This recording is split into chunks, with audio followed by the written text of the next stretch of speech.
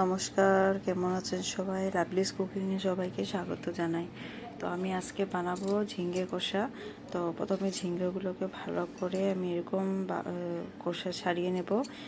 কষা ছাড়িয়ে বেশি পুরা কষা ছাড়াবে না, অল্প অল্প থাকলে তখন ভালো হবে রেসিপিটা। তো এরকম দেখো আমি কীরকম কেটে নিয়েছি, তোমরা এরকম কেটে নেবে। তোমরা যদি অন্যরকম কাটার ইচ্ছা এরকম অন্যরকমও কাটতে পারো।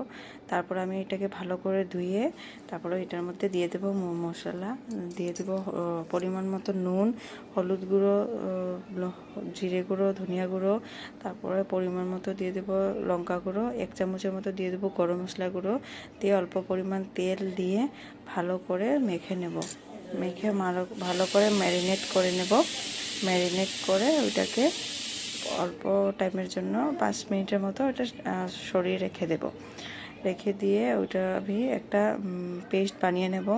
পেস্ট বানানোর জন্য ওইটাতে দিয়ে দেব লঙ্কা, আদা আর টমেটো দিয়ে ভালো করে পেস্ট করে নেব। এটা পুরো আমি নিরামিষ বানাবো, কোনো পেঁয়াজ রসুন কিছু দেব না। তো আমি কড়াই বসিয়ে দেব, বসিয়ে কড়াই গরম হওয়ার পর তেল দিয়ে দেব। তেল দিয়ে যেটা আমি পেস্ট করে রেখেছিলাম পেস্টটা দিয়ে দেব, দিয়ে ভালো করে এটাকে নেড়ে নেব। ভালোটাকে কষিয়ে নিতে হবে। এটাকে কষিয়ে নিয়ে যখন একটা কাঁচা কাঁচা গন্ধ ভাবটা চলে যাবে, তারপর অল্প পরিমাণ চিনি দিয়ে দেবো, বেশি দিতে হবে না, অল্প দিলে হবে। তখন কালারটা সুন্দর আসে আর সবজিতে টেস্টও আসে। তারপরে ম্যারিনেট করা ঝিঙ্গেটা দিয়ে দেব, দিয়ে এটাকে ভালো করে কষিয়ে নেব। কম আঁচের মধ্যে এরকম ডেকে ডেকে এটাকে নিয়ে নেব।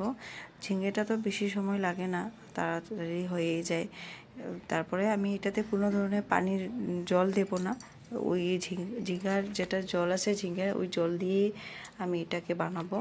তো এরকম ডেকে ডেকে দিয়ে তারপরে এটাকে ভালো করে নেড়ে দেখো ভালোই হয়ে গেছে, নরম হয়ে গেছে। তো এটাকে বেশি বেশি টাইম লাগে না, 15 মিনিটের ভিতরে হয়েই যায় রেসিপিটা। আর কিন্তু খেতে অনেক ভালো লাগে নিরামিষ। তোমরা এরকম ঘরে বানিয়ে ট্রাই করে দেখবে, বানাবে, বানিয়ে খেয়ে দেখবে।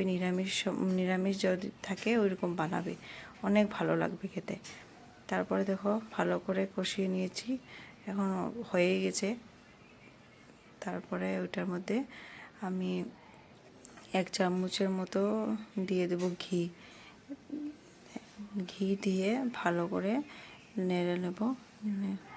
ওইটাতে ঘি দিলে ভালো টেস্টটা ভালো আসে। তো ওইটাকে দিয়ে দেখো ভালো করে ভাজা হয়েই গেছে, কষানো হয়ে গেছে এটা। তো তোমরা এরকম বানিয়ে খাবে, ভালো লাগলে লাইক কমেন্ট শেয়ার করে দেবে।